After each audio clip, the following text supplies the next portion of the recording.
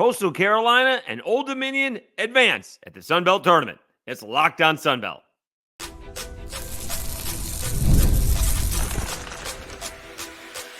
You are Locked On Sun Belt, your daily podcast on the Sun Belt Conference, part of the Locked On Podcast Network, your team every day. All right, Dave Schultz back with another edition of Locked On Sun Belt, your team every day. Sun Belt Conference Tournament is underway. We'll get into that in a minute. Cajuns sweep the awards. I think they came out on Monday, right? They swept player, pitcher, and coach of the year. Banks Holly got a newcomer of the year, and we'll go over all of them. And I'm still trying to figure out what is going on here with the NCAA and P4 dealing the G5 a body blow. It does not look good for the G5 moving forward. And again, I don't know if I've mentioned it on this website, on this podcast, or just the Schultz cast. The people who have the money do not want to share the money. It doesn't matter what walk of life it is, business, politics, sports, whatever it is. People who have it don't want to share it. Anyway, Sun Belt Conference Tournament is underway, and we had a couple of good ball games. Coastal Carolina, a little bit surprising. Maybe he, did a nice reverse jinx. Matt Stewart came on here and said, this game's going to be 21-19 and end up, putting us behind schedule to begin with. And then it ends up being, I believe, a nothing ball game through 6. Yeah, nothing ball game through 6. The pitching, the 2 starters were outstanding. Eichhoff for Coastal Carolina and McAvoy for Georgia State. And then JoJo Jackson hits a home run for Georgia State. And it's 1-0.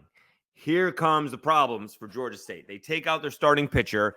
And even if you think McAvoy should have gone a little bit longer, he probably wasn't going to go more than the 7. So you still had to get the 6 outs in the 8th and the 9th. So I don't know if we need to leave him in any longer than he already did. The problem was coming up next.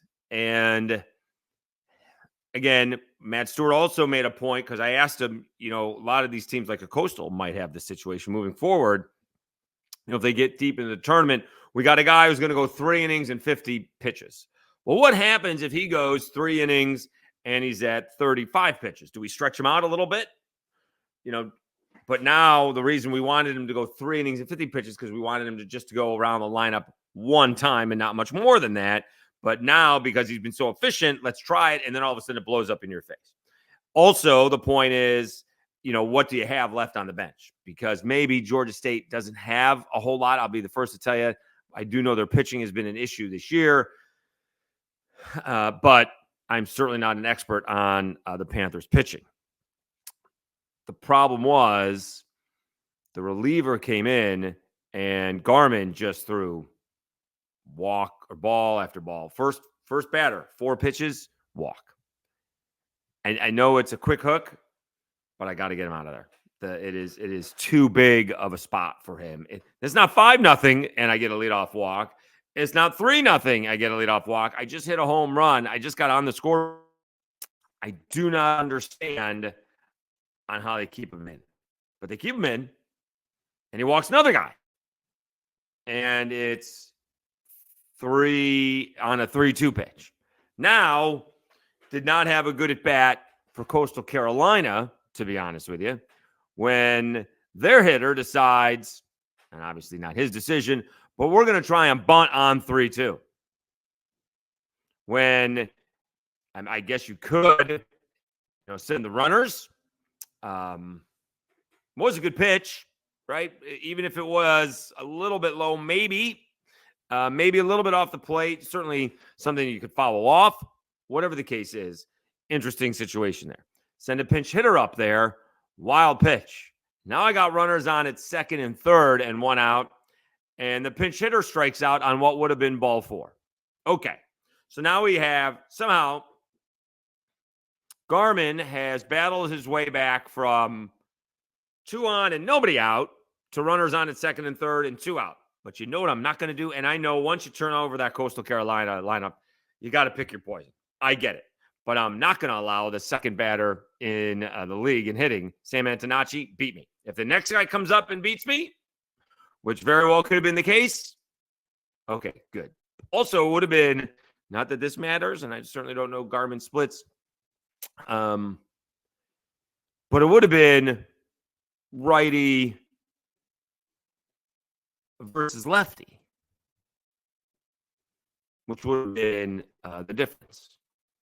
So they pitch to Antonacci, and he bloops in a base hit. They score 2, take a 2-1 lead, add 3 more in the 8th, and come away with a 5-1 victory. All right, they automatically sets up what happens on Wednesday with, since Coastal Carolina wins, they're going to take on Southern Miss. And so that's not, let's be honest, that's not your typical, 7-place seeded team, right? So Southern Miss is going to not going to overlook Coastal Carolina by any stretch of the imagination. I don't think they would, but certainly that's not going to be an easy victory. Normally, for the 1 or the 2 seed, and it's baseball, so anything can happen, but normally for the 1 and the 2 seed, you're going to win that first game because you're better than the other team. I mean, again, we'll see. It took a little bit for Coastal Carolina to get going with their bats, but they certainly did well later on. Obviously, Southern Miss has some more pitching than Georgia State. Then we get to another good ball game with ODU and South Alabama, and South Alabama ends up taking a 2-0 lead, but Old Dominion comes back. And it looked like it was a controversial call, and again, it's not the announcer's fault, and I'm not sure they would have been able to notice, but you'd have more people there surrounding you. But because Matt and Ty are in New Orleans, and so there's a runner on at second base, and I believe Stallings, Maverick Stallings, which is a great name, Maverick Stallings at the plate, and he bounces one to short, which would have advanced the runner to third, but he would have been out at first base if you want to assume a good throw. Well, they called a balk. First of all, they thought it was time, but then they ended up calling a balk because they didn't know how they ended up getting the runner Meyer to third base. But then they sent Stallings back to the plate, and instead of bouncing out to short, he hits a 2-run home run. And all of a sudden, it's a tie, a ball game. Old Dominion scores the go-ahead run in the 6th. South Alabama had chances. I believe in the 7th, they had a couple of runners on. And in the 9th, they actually had a couple of runners on and could not push across the tying run. So South Alabama's season is done. Cajuns get ODU, or the other way around, whatever the case may be. Cajuns did not play ODU. I will say ODU got some spectacular pitching from a couple of guys that do not, again, not knowing ODU's pitching situation here, but obviously they're playing an extra ball game. Also, their weekend guys are really on short rest. It's one thing if you're pitching Thursday to Wednesday, as today will be, compared to playing Thursday to Tuesday, and you don't have a chance. But pitching-wise, they had a great combination. An absolutely devastating combination. Bashara started, gave up 2 runs on 3 hits, 4 1/3 innings. Gomez came in, went the rest of the way, no runs on 3 hits, 4 2/3 innings. They gave up a combined 6 base hits, but only walked 1. And they struck out 11 South Alabama hitters. So South Alabama was a sneaky pick. Going to have to beat the Cajuns most likely, and that's what's going to have to happen for ODU to move through. So we'll see that, they used a couple of spot starters. I think, let me see here. Bashara, started twice, but made 21 appearances. Gomez, 2 starts, 16 appearances. Gomez is the closer. He's got 7 saves. We'll see if he's available to pitch on Wednesday. He went a long way. Cajuns will probably go with, Andrew Herman. We'll see how long he can go. And then obviously they would like to avoid using LP and Langevin for an extended period of time, but that's going to be the case. I would think the Cajuns are just going to stick with Herman, Morgan, and Fluno and work it from there. See what happens with those guys. But Southern Miss gets Coastal Carolina, and the Cajuns get ODU, and we're off and running. And God, those games start really early. Not the Cajuns games per se, and not the Southern Miss game per se. But you got Troy taking on App State at 9 a.m. Stay hot. Then it's Southern Miss against Coastal Carolina at 12:30. Cajuns decided to play at 4, and instead of 7:30, they'll take on number 8 Old Dominion, and then JMU and Georgia Southern will wrap things up on the late game. All right, so we will see how these things go on Wednesday. All right, we will finish up with the Schultze cast, and then I will get to Orange Theory because I need it because we ate well in Louisville. But we're looking forward to an enjoyable Wednesday all day watching Sun Belt baseball. All right, let's take a timeout. We'll go over those Player of the Year, Pitcher of the Year, and all the Sun Belt awards when we come back. Maybe even look at some more of the Sun Belt Conference Tournament. Don't forget, we still got the NCAA and Power 4 dealing G5 body blow. We'll get to that as well. Let me tell you about eBay Motors.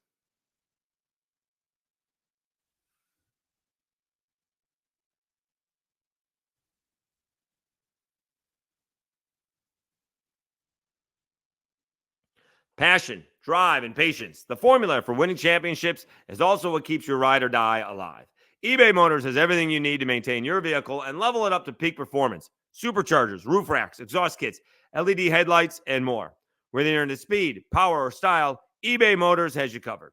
With over 122 million parts for your number one ride or die, you'll always find exactly what you're looking for. And with eBay Guaranteed Fit, your part is guaranteed to fit your ride every time or your money back.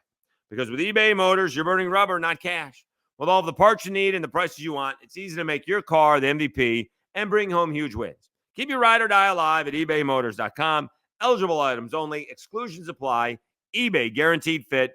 Only available to U.S. customers.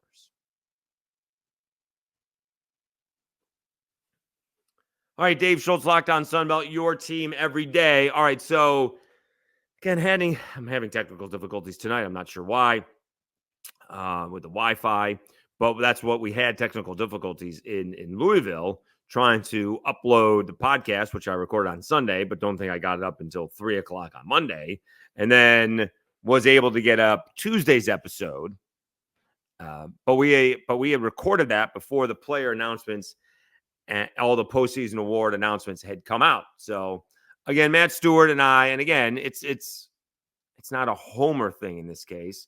It is a best player on the best team situation, and that's what Kyle DeBarge was. He was the best player on the best team. They won the regular season. He's having a record-setting season. Again, we mentioned Sam Antonacci, Brooks Bryan, Banks Tolley. Obviously, he got the newcomer of the year. That's good to see that. But obviously, Kyle DeBarge, and plus he's just been on fire for the better part of the last 3 weeks or so. Maybe, has it even been a month? Well, not quite, but pretty close to that. He's just been on fire and coming through. You don't think he can come through, but he does almost every single time. It is ridiculous, the kind of season that Kyle DeBarge has put up. We'll see if he's moved up in the draft at all. It kind of was like a third-round pick, but maybe he's second or third. Be surprised if he's a first-round pick. He's a little small, but obviously, I will raise that. He's a little short, but obviously he's got a little bit of pop, and we'll see who wants to roll the dice with Kyle DeBarge. All right. He was joined by Pitcher of the Year, LP Langevin. Did the math. LP struck out just over 40% of the players that he faced this year. Struggled a little bit down the stretch, but he's been really dominant since he's been coming out of the pen. Should the Cajuns win the conference tournament and do anything deep into the NCAAs, he's going to be a big part of that. They do need some better starting pitching to begin with so he can come in on back-to-back days or maybe get a break and pitch, 2 days later, something along those lines. But somewhere along the way, he's probably going to have to pitch more than he has. Also, he would seem to me to be a quicker route to the big leagues than DeBarge, only because as a hitter, it's so hard compared to a pitcher who's got dominating stuff. I'm certainly not comparing him to stuff with Paul Skeens, but you can see Paul Skeens is in the big leagues and Dylan Cruz is struggling. Although it's getting a little bit better as maybe it's becoming a little bit warmer up north, playing in Harrisburg, PA. All right, so LP Langevin is your pitcher of the year. Cajuns get the freshman of the year and Chase Morgan, one of the better pitchers in the Sun Belt Conference. Didn't get a lot of wins, mostly because he kind of went 4 innings or 4 2/3, so they kind of were protecting him for a lot of the year. Morgan led the Sun Belt with a 2.76 ERA in that stretch where the Cajuns were losing on the road to Troy and Coastal. He actually pitched okay. I'm not necessarily if he should have come out in those games, but he pitched all right in those ball games for the Cajuns. Let's see what it was. 20 earned runs, allowed 1 home run, second behind Langevin with a 202 opposing batting average. So he's fantastic. Not to start this now, but one's going to have to wonder. He's just a freshman. Does he stay with the Cajuns? That's all I would be concerned. You would think that NIL money would be coming for Chase Morgan. As we mentioned, a newcomer of the year, Banks Tolley, just a fantastic season. Led the Sun Belt with a 385 batting average, 25 home runs, and second to Brooks Bryan in RBIs. I think. Does that? Am I wrong with that?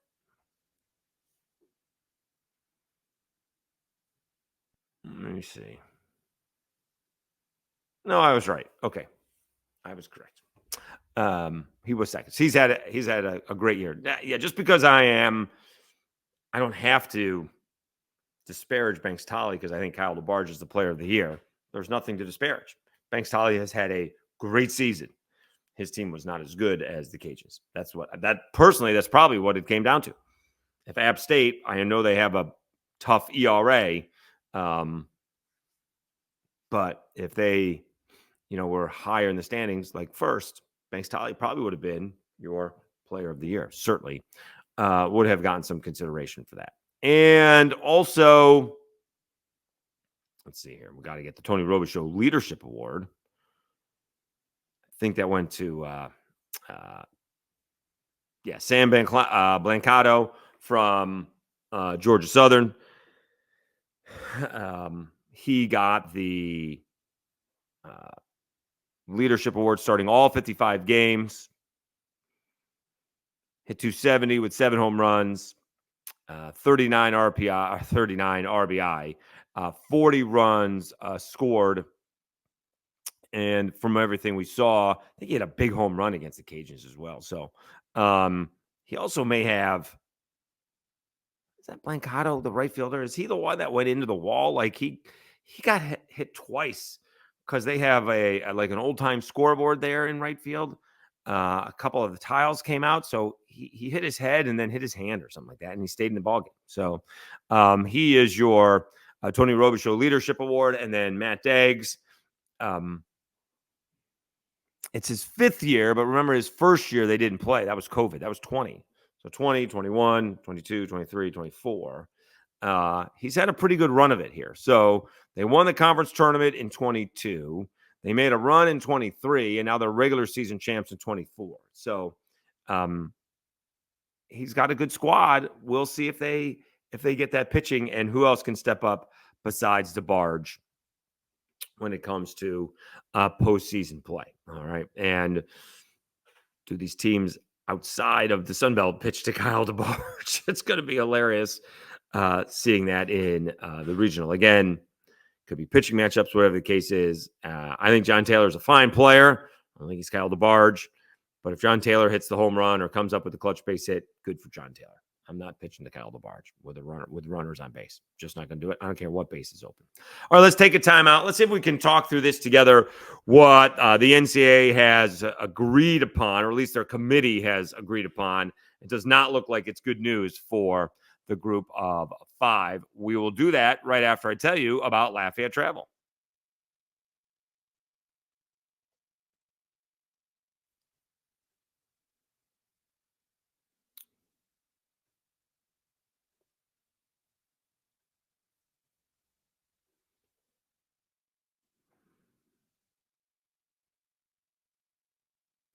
Escape to Lafayette, Louisiana, the happiest city in America, where every visit is uniquely seasoned with unforgettable experiences. Savor world-class cuisine, including mouth-watering boudin, savory gumbo, and piping hot crawfish, seasoned to perfection. Experience lively festivals that celebrate Lafayette's one-of-a-kind heritage. Explore magnificent trails that lead you through our rich cultural history and breathtaking natural beauty.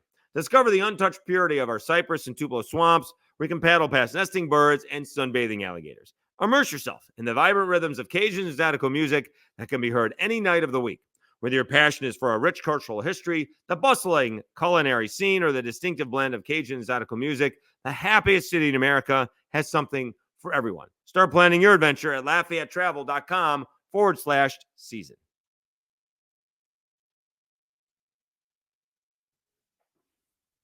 All right, Dave Schultz, Lockdown Sunbelt, your team every day. So doing a little bit of travel. Obviously, I was not here. Probably could have read this on the plane. But obviously, the NCAA is moving forward with, as Ross Dellinger tweeted this out last night, ACC presidents and chancellors have voted to authorize the House settlement term, sources tell Yahoo Sports, joining the Big 12 as the second of the Power 5 conferences to make the 5 power conference boards to make a decision. All right. This is what he wrote, amid simmering hostility among NCAA leagues, details emerge on a distribution of $2.8 billion in damages, an allocation formula of $100 million plus attorney fee and legal recourse from non-FBS leagues. All right. One of the attorneys says we only care that players get paid. So they're doing back pay, which is okay, interesting. But you do have some, people are saying that wish I had the tweets. But let me see. Was the Mean Green? I think I saw the AD of the Mean Green. Anyways, basically, the group of the Power 5 or 4, as it may be, are sticking the group of 5 with the Bills. Right? I mean, we did the comparing Sunbelt athletic departments. Right? We'll see what happens this year because it'll come out in August. We'll remember this, okay? What the payout is for the SEC network. But every single SEC team, and it's probably going to go up with Texas and Oklahoma coming in. They won't get any money for this past season, obviously, or past year. But their money from just the network distributor is more money than I think like everybody in the Sun Belt except like App State and JMU. Right. I mean, Mississippi State wouldn't have over $100 million if they weren't getting that SEC money, that SEC network money, right? Their budget is like $122 million. They're getting at least it's about $50 million from the SEC network, maybe a little bit more. Big Ten gets at more different population centers. There's more cities than college towns. They are college towns, but I mean, I think Ann Arbor has like 1 million people in it or something like that. Anyway, so Big Ten gets more, but SEC does really well. And now they're sticking the little guy with the Bills. I think this separation, I don't think it's going to take 5 to 10 years. I think it's coming. It's going to be disappointing for the group of 5 schools. I would like to see, again, I forgot who did this. You just, go through Twitter. Someone actually had a good idea. I would separate the top 30 teams or so, whoever that may be, and have them play and have them relegated, go up or down. Whoever that would be. Maybe we'll just take a middling team, although they were in the Big 12 championship last year, Oklahoma State. Right. And now it's very different. And I'm not follow soccer that much, how different those teams are every year. Certainly, teams like ULM this year, 75% different from last year. And who knows what they'll be year after that and the year after that. And so it'll be interesting to see. That's what I would do. I would separate the 30 because you could say, like Josh Pate says, Alabama and South Alabama aren't playing the same sport, but either is Alabama and Mississippi State. Right? I mean, Mississippi State and Alabama have $100 million difference. Mississippi State's whole budget is like 122, and Alabama's like 100 million more. So I think a lot of those middling Power 5 schools, specifically my Orange, are going to find themselves on the short end of the stick as well. We'll see what happens. But I think I would not be surprised. Got 24, 25, 26. I would not be surprised if we see something by 2027. Right? We haven't even had a playoff yet, and we already have a 14-team playoff.